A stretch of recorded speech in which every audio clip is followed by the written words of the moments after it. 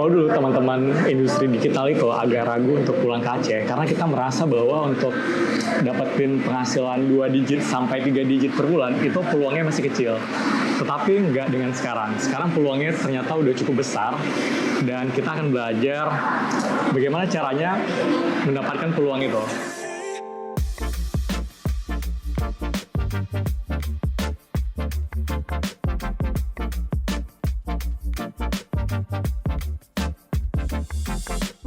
Hari ini kita akan belajar banyak dari Martunis. Martunis ini kebetulan sekarang kerjanya di dunia industri kreatif, terutama di bidang ilustrator. Martunis, apa kabar? Basa-basi dulu ya. Alhamdulillah. Baik. Alhamdulillah baik ya. Alhamdulillah. Oke, Martunis umurnya sekarang berapa? Ini 23, bulan 12 naik 25. Astagfirullah. Umurnya berapa nih? Umur ini 23. Di bulan 12 nanti udah 24. Oh, berarti masih sangat muda sekali teman-teman.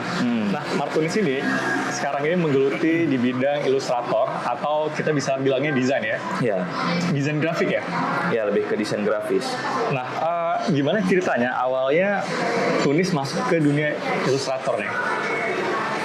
Awalnya itu sebenarnya Bukan coba-coba ya? bukan iseng-iseng gitu ya. Iya. Awalnya itu karena memang dasarnya dari SD udah ada bakat menggambar. Terus sampai SMP itu mulai belajar Photoshop karena memang dari SMP udah mulai blogging. Jadi kan buat konten untuk isian dari blognya kan harus ada konten-konten kreatif. Jadi buat Photoshop sendiri gitu kan, desain sendiri dari Photoshop. Okay. Sampai akhirnya itu waktu SMK itu udah mulai vakum.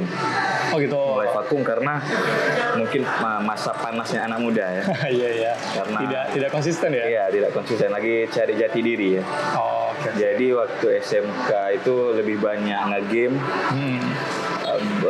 Banyak ngelakuin hal-hal yang kita nggak ada lakuin dulu. Misalnya memang lagi masa-masanya remaja gitu. Oke. Sampai akhirnya sadar itu di tahun 2017-2018. Itu mulai sadar karena kan kerjaan di kantor dulu kan kayak monoton aja. Oh, bosan ya? Iya, bosen gitu terus. Akhirnya buka-buka lah YouTube. Kemudian kayak memang kebetulan aja dapet konten-konten orang luar negeri yang bahas tentang desain grafis dan juga tentang penjualan desain grafis di marketplace luar tuh gimana.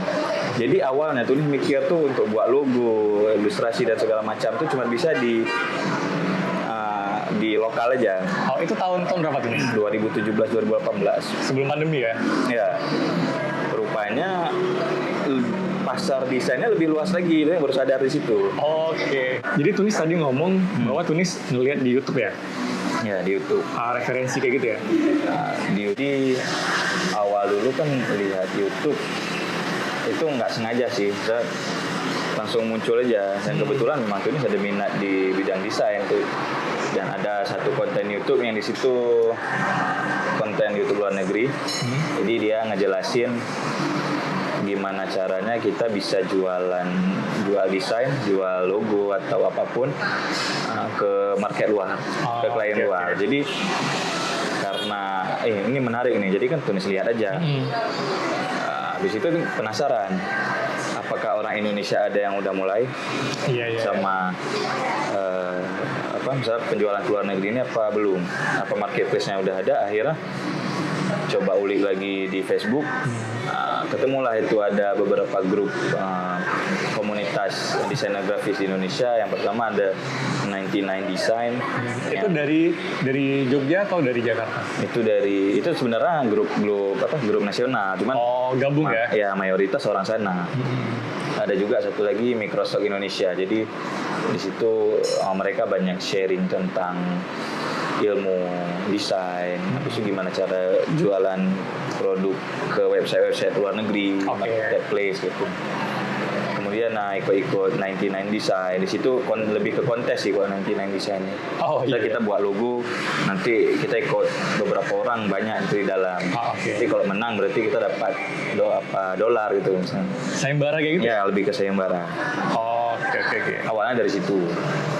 Nah, terus untuk kayak fokusnya gitu, itu kan lagi baru lulus kuliah, baru lulus SMK ya berarti ya? Waktu ngeliat YouTube itu ya? Waktu ngelihat YouTube bukan lulus SMK sih, itu udah kerja, tapi masih belum lama, masih 1-2 tahun lah.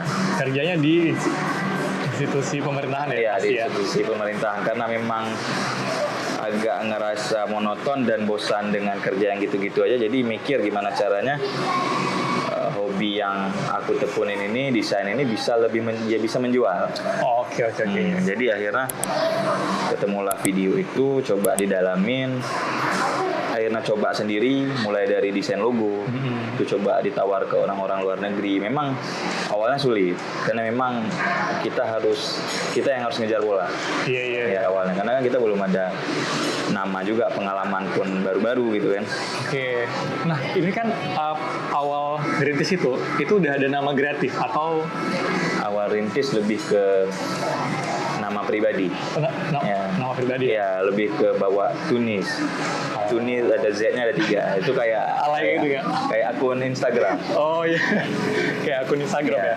Nah, berapa lama proses Tunis dari waktu udah ninggalin kerjaan di sini kan untuk fokus ke situ sampai menghasilkan? Kira-kira nyampe 6 bulan kah, 3 bulan kah? Jadi ketika masih kerja di kantor itu di situ udah nyambi lah. Part time ya? Mulai di saat ada waktu kosong, coba untuk belajar, coba untuk cari-cari klien, habis itu buat objek-objek untuk dijual ke marketplace. Walaupun memang hasilnya sedikit ya. Misalnya hasilnya memang kok menurut kita ini kurang gitu. Tapi yang namanya kita merintis itu kan harus konsisten. Nah, itu dia konsisten ya kuncinya. Nah, terus sampai akhirnya kebetulan memang mungkin lagi rezeki ya. Oke. Tiba-tiba banyak job nih yang masuk. Banyak orderan. Ya, banyak orderan. Dan Tunis nggak bisa egois untuk nge-handle semuanya sendiri. Itu kan bisa ganggu aja. Betul. Akhirnya mikir, ini apakah aku harus bangun tim khusus logo gitu. Karena Tunis pernah ingat satu kata-kata dari Ubuntu Afrika. Oke. Yang kata-katanya Linux ya? Ubuntu itu Linux ya? Bukan, ini lebih ke nama yang ngomong. Nama orang ya Ubuntu ya? Jadi dibilang gini, if you want go fast, go alone. But if you want go far, go together. Oke. Ya, jadi kalau mau jalan cepat tanpa ada kendali orang lain, ya jalan sendiri. Tapi kalau memang mau jalan jauh dengan proses yang panjang, itu jalan sama-sama.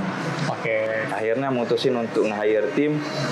Dulu hire-nya nggak berani open hiring karena memang belum ada nama. Belum pede ya? Ya, belum pede. Lagian orang kalau lihat pun open hiringnya apa ini? Kok aku baru dengar? Iya. Akhirnya coba untuk hubungin guru-guru di SMK yang kenal. Habis itu hubungin kawan-kawan yang memang ada koneksi dengan orang-orang desainer. Oke. Dapatlah beberapa orang yang kebetulan ketika Tunis jumpa, mereka ini rupanya spesialisasinya bukan di bidang logo, memang di desain tapi bukan di logo. Oke. Ada yang spesialisasinya di layout, ada yang spesialisasinya di ilustrasi. Jadi akhirnya tuh mikir, ini berarti tim ini nggak bisa di satu bidang. Ini lebih bagus kita buat satu tim yang spesialisasinya bisa apa aja di berbagai bidang gitu. Jadi bidang ya. Kayak agensi kreatif jadinya. Oke, artinya desain grafis itu banyak bidangnya ternyata ya? Bukan hanya logo atau flyer aja. Ada UI, ada web design, luas lah. Oke, nah lalu Tunis, apa yang membuat Tunis itu fokus di bidang ini? Sedangkan Tunis itu kan pada masa itu harusnya lanjut kuliah ya?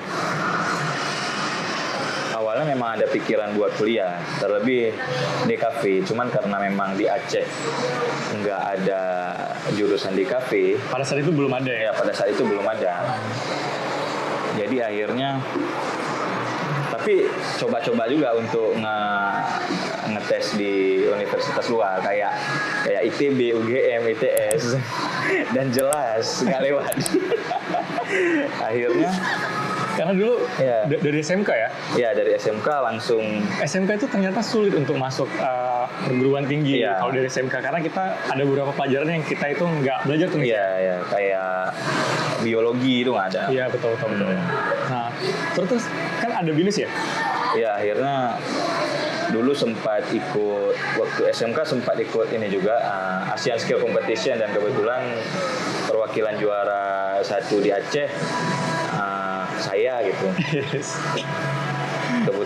Dan tahun berapa tuh? Itu tahun 2016 tuh pas ikut. 2016-2017 sekitar itu.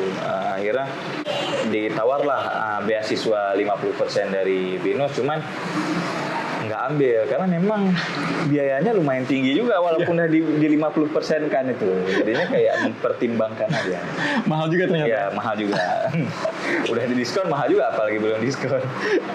Nah, terus ada rasanya takut juga untuk merantau ya kayaknya ya? Iya, karena awal-awal dulu kan belum pernah sama sekali, apalagi ke daerah yang lumayan jauh kan, apalagi ke Jakarta itu. Oke. Terus kan tulis harusnya kan kayaknya ada tuh di ISB jurusan DKV ya? Cuman mungkin karena ISB kemarin itu masih awal-awal, jadi Tunis mutusin untuk nggak dulu gitu, karena mungkin masih awal-awal buka. Akhirnya karena memang nggak ada yang lewat, fokuslah ke kreatif ini, karena kebetulan juga kita menjalankan hobi yang dibayar, jadi nggak ada beban sedikit pun. Jadi akhirnya milih untuk ekspansi, fokus, karena kebanyakan kan memang pada akhirnya orang yang tamat kuliah juga cari kerja gitu. Oke, kenapa nggak curi start aja terus ya? Ya, kenapa nggak Tunis start di awal? Iya. Kalau memang nanti udah ada waktu luang atau kreatif ini bisa autopilot, ya Tunis bakal kuliah juga nanti. Oh, berarti masih ada keinginan untuk berkuliah gitu ya? Ya, mungkin ya. Karena mungkin karena memang katanya ilmu di dalam kuliah itu lumayan banyak juga dari ilmu kita, kayak ilmu organisasi atau soft skill ya? Soft skill lah. Di situ lebih bisa dimunculkan ya. Iya, cara komunikasi kayak gitu. Tapi kalau untuk kayak ilmu-ilmu desainnya di YouTube juga udah banyak. Oke, berarti kalau teknis sebenarnya bisa langsung ke YouTube. Ya, gitu. Cuman ada beberapa ilmu yang kita nggak bakal dapat di YouTube, tapi dapatnya di kuliah. Oke, iya sih, setuju. Oke. Nah, biasa kan kalau misalnya Tunis itu sebenarnya pilihan Tunis ini nggak semua orang ngambil gitu. Jadi kayak ada orang yang dia itu lebih milih kuliah dulu karena memang dia merasa bahwa dengan berkuliah modalnya udah besar nih, baik itu ilmu maupun pergaulan, link kayak gitu. Iya, koneksi kayak gitu. Banyak orang kuliah karena dia merasa dirinya ini belum ada skill, belum ada hal yang bisa dia jual dari diri dia. Jadi ya kuliah dia untuk lebih mengasah ini dia skill dia, tapi kenyataannya banyak teman-teman saya dan juga mahasiswa itu yang sekarang tamat kuliahnya di bidang apa, kerjanya di bidang apa, jadi itu nggak selaras gitu. Banyak yang tidak relevan dengan jurusan ya? Iya, nggak relevan lah ya. Karena memang dari awal mereka ini kebanyakan kuliah itu nggak mikir jangka panjang, tapi kayak mikir, kawanku banyak kesini, aku ikut aja lah. Nah kayak itu. Jadinya kan bumerangnya pas dia tamat kuliah nanti, jadinya agak sulit untuk bisa kerja, karena itu bukan passion dia, karena itu ikut-ikutan aja. Gitu. Oke, berarti memang ketika kita berkuliah harusnya teman-teman itu dipastikan dulu jurusannya ini udah sesuai dengan minat bakat kita atau enggak. Jangan sampai gara-gara teman kita kuliah di situ kita ngikut ya. Iya. Atau orang tua minta di situ ya. Kalau memang orang tua pengen kali kita di bidang itu, ya coba ngomong baik-baik lah sama orang tua. Kalau memang kita senangnya di skill ini, tapi kalau memang nggak ada jalan keluar ya udah ikutin aja. Oke. Yang ada kualat. Iya. Nah, Tunis ini kan pilihan Tunis ini berbeda dengan teman-teman circle Tunis nih. Gimana cara Tunis untuk beradaptasi? Kalau abang rasa ya kayaknya pasti Tunis untuk berteman dengan satu circle itu sulit karena Tunis itu kan mikirnya langsung ke bisnis, dengan teman-teman Tunis kan mikirnya masih kuliah segala macam ataupun masih nge-game kayak gitu. Ya, Nah itu gimana Tunis? itu sih memang tantangannya ya. Jadi kalau misalnya Tunis ada duduk dengan kawan-kawan yang masih sebaya gitu, mereka ini kebanyakan masih ngebahas hal-hal yang Perkuliahan mungkin ya? apakah perkuliahan, hal-hal Percintaan nggak? percintaan, pokoknya hal-hal yang nggak ada kaitannya dengan Seksual ya? bisnis lah, nggak ada kaitannya sama bisnis. Karena menurut orang ini kerja tuh PNS, nah kayak itu. Itu nggak usah dibicarain lagi gitu. Pokoknya kami tamat kuliah PNS, mindset. Mindsetnya PNS ya? PNS. Jadi kalau untuk diskusi masalah pekerjaan cuan yang lainnya itu nggak ada. Oke. Nah jadi kayaknya bakalan bentrok kalau kita ngopi kayak gitu ya? Misal memang bakalan sulit karena di saat kita mau ngebahas ini, tapi di merekanya nggak ada minat gitu. Oke. Iya sih memang. Karena lebih banyak bahas game juga gitu kan, game. Ya. Pokoknya hal-hal yang menyenangkan di masa muda. Karena menurut mereka ini masa muda itu dihabiskan dengan bersenang-senang. Oke. Gitu. Bukan dengan kerja keras atau kita belajar kayak itu. Ya harusnya kita siapin masa muda ini supaya masa tuanya itu lebih enjoy ya. Iya. Jadi di masa tua kita tinggal menikmati hasil yang udah kita yang udah kita bangun lah di masa muda kita. Karena di masa tua nanti kan kita udah nggak sanggup lagi kerja keras. Oke, ya betul tuh. Tapi kalau kamu memang mau santai-santai dulu di usia muda ya nggak masalah. Tapi kamu harus kerja keras nanti pas di usia tuanya. Gitu. Oke. Nah, karena di masa muda ini kita masih punya stamina, masih punya waktu ya Tunis ya. Tunis sekarang umurnya 23 berarti? 23. Masuk 24 ya? Iya, mau masuk 24. Nah, padahal umurnya masih 23. Umur 23 itu biasanya orang lagi insecure, lagi kayak galau, ini kayaknya mau kerja apa segala macam. Iya. Tapi Tunis mungkin ngambil jalan yang sedikit berbeda dari teman-teman dan menurut abang cukup oke sih untuk itu. Gimana awalnya nge-hire tim? Waktu ngebangun kreatif itu kan udah pasti sangat sulit ya. Sedangkan Tunis itu belum ada pengalaman untuk jadi manajer, belum ada pengalaman untuk bangun usaha tuh. Apalagi usaha ini usaha di bidang digital kan. Iya. Nah itu gimana Tunis awalnya? Pasti try error ya. Memang awal nge-hire tim itu udah banyak kerjaan yang masuk. Dan juga kan Tunis kemarin kerja di kantor kan. Oke. Jadi agak susah untuk bisa nge-handle dua kerjaan ini. Akhirnya mikirin untuk hire tim itu ya memang karena yang kayak pertama tadi, yang kayak awal tadi memang karena udah terlalu banyak kerjaan yang masuk tuh yang nggak bisa handle. Iya. Terus tantangan buat tim ini yang pertama ya memang kan karena nggak ada pengalaman, jadi langsung terjun aja. Iya. Dengan yang kita bukan siapa-siapa, kita masih muda, kita udah berani untuk guide-guide orang-orang, itu sebuah tantangan sih memang. Nah, karena kita harus kasih trust ke orang ini, kasih semangat. Apalagi kan kemarin nge-hire anak-anak SMK yang memang masih fresh graduate, yang orang ini masih haus ilmu. Jadi caranya kemarin ya Tunis tuh nyisihin gaji Tunis di kantor dulu untuk membayar uang capek mereka nih. Sembari orang ini mempersiapkan ilmunya lagi lebih matang untuk masuk ke ranah marketplace luar negeri. Karena kan harus profesional Tunis ya. Iya. Artinya Tunis memilih untuk bakar duit ya di awal ya. Bakar uang. Itu bakar uangnya bukan dari investor. Bakar uangnya dari kerjaan kita yang udah ada. Jadi kita sisihin. Oh, oke. Berarti dari gaji Tunis, tabungan Tunis ya kayak gitu ya. Iya. Privilege-nya dari situ. Oke. Nah, mungkin teman-teman pengen tahu nih, dari kreatif ini kliennya tuh dari mana aja tuh nih? Dari negara mana aja? Kreatif itu kliennya ada dari berbagai belahan dunia ya.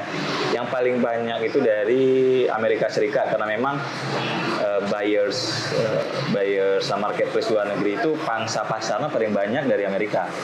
Kemudian ada dari Kanada, dari Australia, dari Jepang, dari Korea Selatan gitu. Dan juga baru-baru ini kita juga kerjasama dengan Changi Airport ya, itu dari Singapura. Oh itu ngerjain apa tuh nih di situ? Di situ lebih ke bantu untuk membuat maskot mereka. Wih keren, berarti nanti maskot mereka kreatif yang buat ya? Iya, kreatif yang buat. Alhamdulillah. Alhamdulillah ya, artinya nanti kalau kita traveling ke Singapura, wah Ya. ini maskot nih, Ini Tunis maskot, nih gitu ya? maskot kreatif. Oh oke, keren. Kan orang juga mungkin berpikir bahwa yang bikin maskot airport ini mungkin perusahaan yang Jakarta, Iya, perusahaan besar gitu ya. Perusahaan besar, ternyata dari Aceh juga bisa gitu. Yang Iya. penting portfolionya itu bagus ya Tunis ya? Iya, yang penting kita itu memang awal bangun kreatif itu lumayan sulit ya, karena memang dengan portofolio yang nggak ada, dengan nama kita yang belum tersebar ke mana-mana gitu. Jadi yang penting konsisten, karena di awal dulu kreatif tuh di 3 bulan pertama malah nggak ada pendapatan. Oke. Di 3 bulan pertama nggak ada pendapatan, tapi kami anggap ini sebagai proses gitu. Sekalian kami belajar juga. Akhirnya di bulan keempat udah mulai ada sikit 300.000. Bayangkan itu Tunis harus nyemangatin tim-tim nih, nggak apa kita 300.000. Malah pernah ada cerita lucu, jadi ada satu orang yang pendapatannya pas itu 100.000. Oke. Karyawan tuh nih. Tunis kasih ini 100.000. Terus karena rupanya dia ada tagihan baju, jadi kami ada buat baju tim. Iya. Akhirnya Tunis tarik lagi, udah Tunis kasih ke dia, Tunis tarik lagi uangnya. Oke, ini abang tagih lagi ya uang baju gitu. Artinya dia 0 dapatnya. 0. Cuma memang di awal tuh memang sulitnya itu mempertahankan mereka ini. Tapi itulah seninya ketika kita bangun usaha ya Tunis ya. Iya. Artinya ketika kita bangun usaha kita udah tahu tuh pahit-pahitnya itu seperti itu gitu. Jadi kayak jadi pengalaman. Jadi pas kita udah di posisi sekarang, kita teringat aja dulu gimana sulitnya kok bisa sampai posisi sekarang ini. Iya. Nah, Tunis kan pasti nggak kreatif aja nih, mungkin ada bisnis yang lain. Iya. Yang lain itu bisnis di bidang apa Tunis? Selain kreatif ada yang namanya Kreavora, itu bergerak di bidang branding, social media manajemen, Oke. terus copywriting spesialis. Oh, nah itu segmennya kemana? Apakah luar negeri juga atau? Itu segmennya juga ke luar negeri. Nah, kita untuk lokal, kami terima untuk lokal, cuman karena negosiator tadi jadi agak sulit. Jadi intinya lebih enak di luar negeri karena lebih banyak dapat ya. Iya, lebih banyak dapat, dan mereka nggak ada nggak ada terlalu mencela-menceli. Mencela-mencela itu kayak gimana Tunis? Saya nggak terlalu banyak ini itu. Nggak usah lah, nggak usah kayak inilah. Nggak usah lagi ini, nggak jadi ya. Gitu. Jadi orangnya kalau memang suka ya udah dibayar gitu. Malah dikasih tip apresiasi. Oke. Makanya lebih banyak ngambil pasar dari luar ya. Luar negeri. Terus selain Kreavora itu ada yang lagi namanya Veori Studio. Kalau Veori Studio lebih ke studio fisik, itu letaknya di Lok Sumawe, itu untuk itu sebuah studio foto lah, foto estetik. Oke. Ya. Tapi menarik ya. Biasanya orang kalau mau bikin usaha selalu ke Banda Aceh kalau orang Aceh ya. Nah ini kan Tunis bikinnya di Lok Sumawe ya. Ada alasan khusus ya Tunis? Mungkin bisa di-share ya. Kalau alasan, memang kebanyakan orang pasti mikir kenapa nggak buat di Banda aja, kan di Banda daerah ekonominya kan.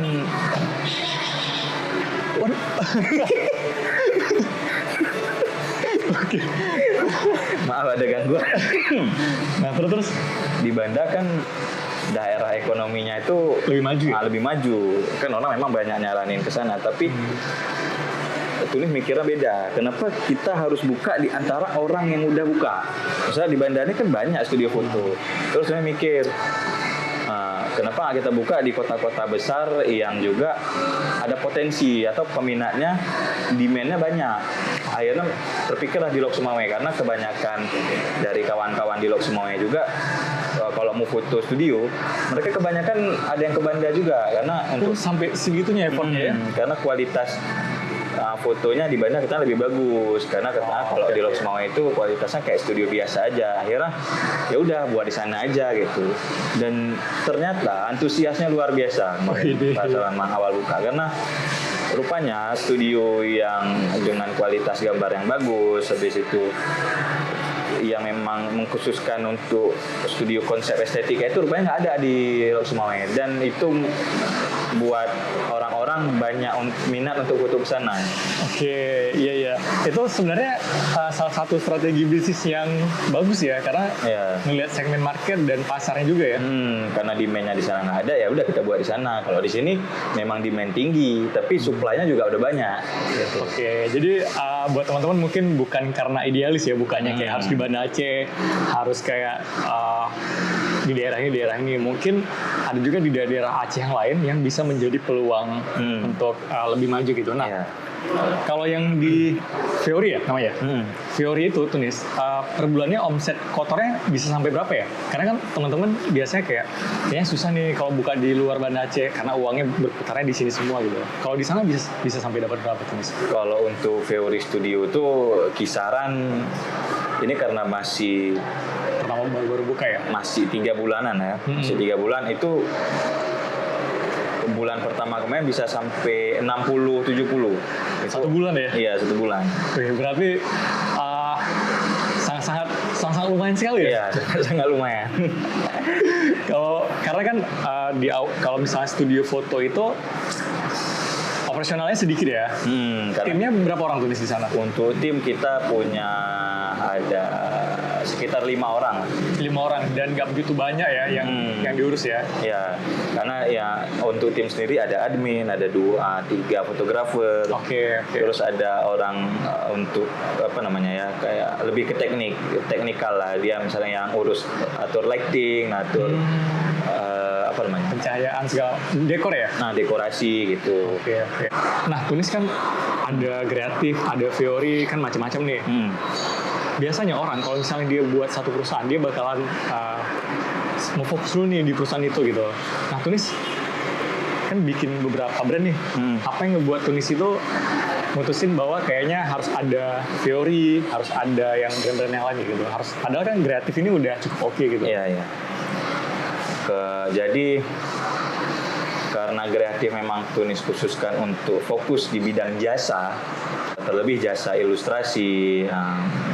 Ya lebih ke ilustrasi sih kalau kreatif. Jadi kemarin kepikiran untuk kenapa nggak Tunis ini buat satu bisnis yang masih dalam lingkup desain yang bisa jadi passive income buat Tunis. Oke. Akhirnya terpikir untuk buat produk digital.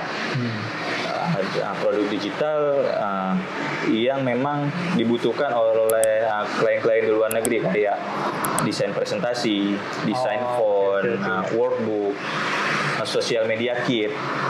Karena memang orang luar negeri itu dia lebih suka pakai barang yang udah jadi. Oke, tinggal bisa dibilang tinggal di custom aja ya. Iya, karena mereka ini lebih menghargai waktu. Jadi daripada aku buang waktu, mending aku buang uang aja. Misalnya untuk sekali pakai menghemat waktu, menghemat pikiran, aku tinggal ganti ya udah gitu. Oke, artinya mending ngambil yang kreatif kit yang udah dibuat tadi ya. Ya, yang udah dibuat tinggal pakai ya udah gitu.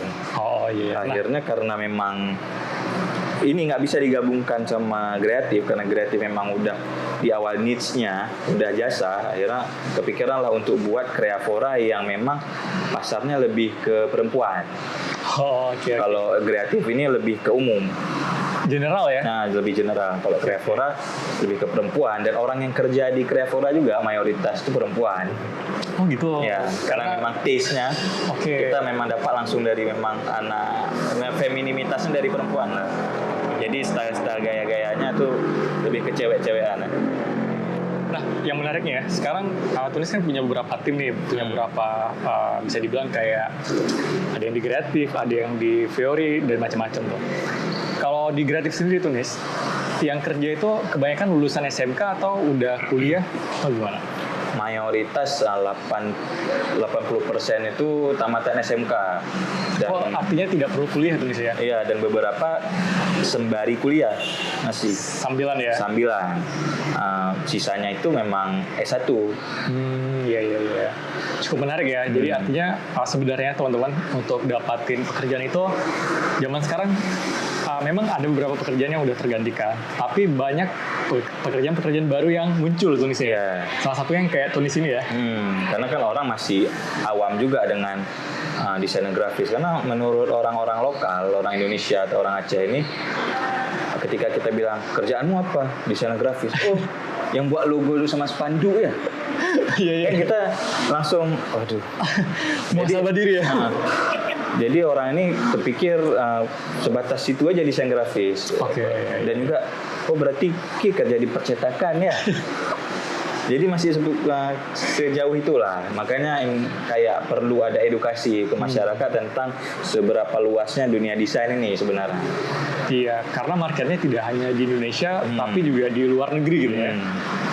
Oh iya. Nah, Tunis, ini mungkin teman-teman pengen tahu juga kan.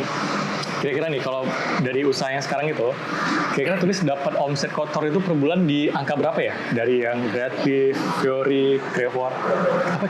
Iya, Crevora. Crevora ya. Itu kalau semuanya pendapatan kotornya itu per bulan 100 sampai 250 jutaan. Berarti udah nyampe 3 digit ya? Iya, sampai 3 digit. Itu ya itu pendapatan kotornya. Oke. Artinya teman-teman untuk dapatin 3 digit ternyata bisa loh, tapi butuh proses dan waktu ya Tunis ya.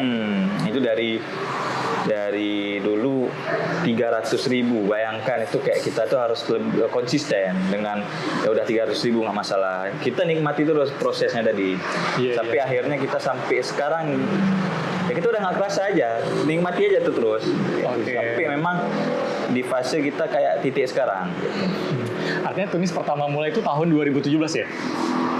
Iya, awal-awal merintis itu ya. Nah, jadi memang butuh waktu 5 tahun untuk dapatin omset seperti itu. Artinya kita tidak kayak instan juga Tunis ya? Nggak ada. Karena biasanya kalau ada hal yang instan, jatuhnya bisnis itu bakal jatuh instan juga. Karena dia ngelangkahin setiap prosesnya tadi. Jadi dia nggak belajar dari pengalaman dia. Iya. Oke, mungkin Tunis bisa di-share sedikit kira-kira tips awal untuk merintis usaha di dunia kreatif atau dunia digital itu kalau menurut Tunis yang paling penting apa nih? Yang paling penting dan nomor satu itu memang konsistensi, karena kebanyakan orang-orang yang Tunis jumpai di Banda Aceh ini, terlebih kawan-kawan dekat yang dia memang Tunis ngajak dia untuk ayolah, kok nggak kerja kayak aku, coba mulai kayak aku. Tapi ketika dia mulai di 1-2 bulan pertama itu dia udah goyang, dia udah kayak nggak semangat lagi karena memang apa nih kerjaan nggak ada pendapatan nih, nggak ada hasil nih. Karena dia pengen dapetin hasil secara cepat ya. Iya kan, dan memang rata-rata semua orang tuh nggak konsisten, itu intinya. Walaupun dia misalnya coba bisnis A, baru 1-3 bulan pertama itu misalnya kayak, oh ini pendapatannya kurang, dia nyoba lagi yang lain. Padahal baru 3 bulan ya? Dan baru 3 bulan dan ini masih kurang nggak. Akhirnya nggak ada yang jadi satupun bisnisnya karena dia nggak ada yang konsisten untuk bangun bisnisnya tadi. Oke, kalau menurut Tunis berapa waktu yang kita butuhkan sebelum kita shifting, maksudnya pivot kayak gitu? Untuk ke bisnis lain. Artinya kan kayak Tunis bilang tadi 3 bulan nggak menghasilkan langsung pindah. Harusnya kan tunggu dulu ya? Ya, bisnis kalau memang kita mau buka bisnis lain menurut Tunis di bisnis misalnya kayak awal Tunis bangun kreatif nih, Tunis butuh waktu 2,5 tahunan lah, 2 tahunan lebih yaitu di kreatif untuk pada akhirnya bangun lagi bisnis yang baru ya. Bisnis yang baru. Di situ kayak kita tuh nyiptain sistem sistem kerjaan di dalam kreatif sendiri. Pokoknya kalau timnya udah solid, habis itu udah ada project manajernya, udah ada desainer grafisnya dan semuanya udah jalan, kita tinggal ngasih arahan aja, ya udah kita berarti siap untuk bangun bisnis yang baru. Oke. Nah, ini menarik ya karena Tunis bilang harusnya stay dulu di 2 tahun atau 2 tahun setengah supaya bisnisnya itu bisa stabil kayak gitu ya. Bisa solid lah, bisa berdiri sendiri. Intinya sistem di dalamnya ini harus udah jelas, harus udah matang ya. Jangan sampai baru 3 bulan langsung ganti bisnis ya. Ganti bisnis, jadinya kan nggak ada bisnis yang benar-benar jalan. Oke, iya. Betul. Nah, ini Tunis yang terakhir nih. Mungkin Tunis ada pesan untuk anak-anak Aceh yang ngerasa bahwa kalau misalnya kerja untuk dapatin gaji 2 digit atau 3 digit itu harus ke Jakarta ataupun ke luar negeri. Pesannya apa nih? Ini sebenarnya lebih ke mindset sebenarnya, karena mayoritas orang-orang di Aceh, mahasiswa di Aceh itu mindsetnya lebih ke nggak ada pekerjaan yang banyak uang kecuali PNS, kecuali kerja di perusahaan luar negeri gitu. Padahal kita di dunia yang udah canggih sekarang, yang udah saling terkoneksi, internet udah cepat, apalagi ini kita mau masuk di dunia web 3 ya. Iya, makin pesat ya. Makin pesat kemajuan teknologinya. Seharusnya kita makin dari sini kita kerja udah bisa kita kerja di luar negeri. Oke. Nggak mesti fisik kita harus ke sana juga. Iya. Apalagi kemarin awalnya ada work from home ini kan naiknya itu pas pandemi ya, setelah pandemi. Jadi perusahaan-perusahaan di luar tuh memang udah banyak nge-hire orang-orang di luar negeri untuk dijadiin vendor. Jadi kerjanya remote, lebih menghemat biaya-biaya harus ke sana, terus perusahaannya juga hemat. Oke. Nggak perlu ada kantor gitu. Iya. Peluang untuk remote working itu sangat terbuka lebar ya kalau sekarang tuh ya. Karena di YouTube juga udah banyak. Terlebih sekarang kelas-kelas di internet juga udah ramai sekali. Dulu awal tuh nih tahun 2017 malah nggak ada satu kelas pun di Indonesia tuh nggak ada. Jadi kita harus belajar langsung dari YouTube luar negeri atau Udemy atau Skillshare gitu, yang memang kita harus paham bahasa Inggris juga. Oh iya betul. Artinya effortnya sekarang lebih mudah padahal ya. Iya, sebenarnya lebih mudah. Cuman karena anak-anak muda-mudi sekarang kan kaum rebahan misalnya gitu. Kaum jompo ya. Boleh kita rebahan nggak masalah, cuman jangan ngeluh terus. Coba sambil rebahan tuh belajar, belajar hal-hal baru. Karena ini dunia kita makin kayak bersaing lah kayak itu. Kalau kita terus rebahan, berarti kita ketinggal. Karena orang maju terus. Ini kita pikiran mundur. Habis itu nggak ada mau maju gitu ya. Oke. Ini seperti kayak curhat kayak gitu ya. Iya. Ingin ngeluarin gitu ya. Iya, emosi ya.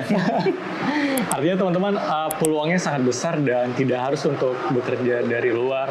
Bahkan kayak Tunis ini kan setidaknya bisa memajukan ekosistem lokal Tunis ya. Iya. Kalau uangnya itu dari luar kemari ya. Ya, kita tuh sebagai remote worker tuh juga bisa dibilang pahlawan devisa juga, karena kan dolar masuk ke Indonesia gitu. Betul. Nah, setuju. Nah Tunis, terima kasih Tunis untuk waktunya. Mungkin kalau teman-teman mau bertanya bisa hubungi ke Instagramnya Tunis ya. Iya, bisa. Ntar kita buat di bawah ini ya, Instagramnya Tunis ya. Bisa follow Kreatif juga, follow Kreavora juga untuk melihat hasil-hasil ilustrasi dari kami. Kami juga sesekali bakal open hiring untuk di Banda Aceh ya tentunya. Oke, sip. Thank you Tunis. Semoga sharing-sharing dari Tunis ini bermanfaat untuk teman-teman, terutama teman-teman yang ada di Aceh. Iya. Kita ketemu di video yang lainnya.